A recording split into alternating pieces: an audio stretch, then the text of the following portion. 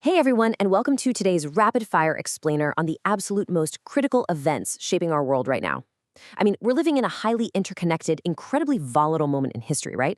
Today, we're unpacking a whole mix of things, from kinetic conflicts and massive economic maneuvers to some really severe natural disasters all happening at the exact same time.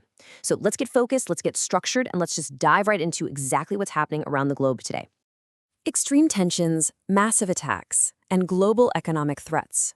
Now, those aren't just dramatic buzzwords. We are looking at three very real pillars of today's global instability. On one hand, military escalation is literally reaching extreme levels. On another, massive physical attacks are just devastating civilian infrastructure. And hovering over the whole shebang, we've got these global economic threats that could reshape markets practically overnight. This is our baseline today. The world is totally on edge, and we're going to break down exactly where and how these three forces are colliding right now. Section 1. Tension in Eastern Europe. So Russia has just launched one of the most severe bombardments we've seen in recent months, right, directly on Kyiv.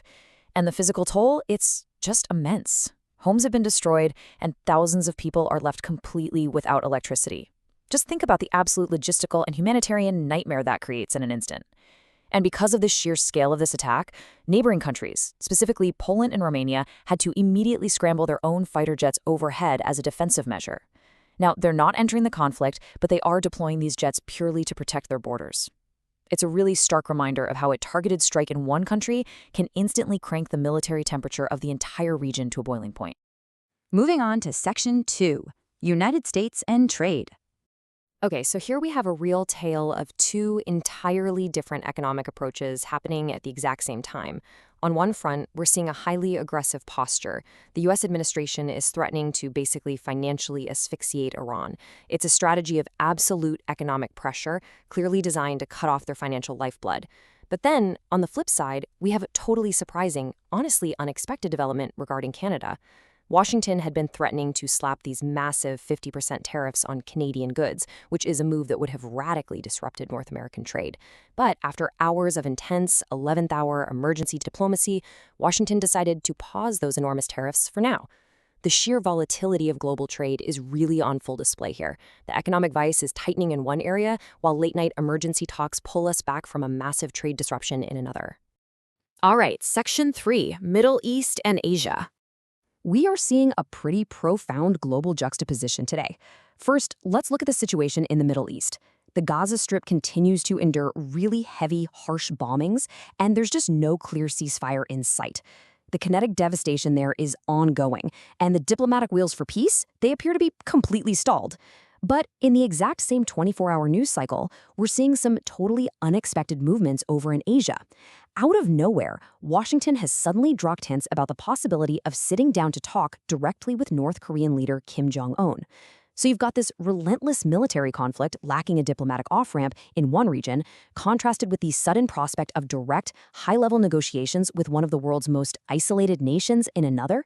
It's kind of wild to see both happening at once. Which actually leads us directly to a really provocative question.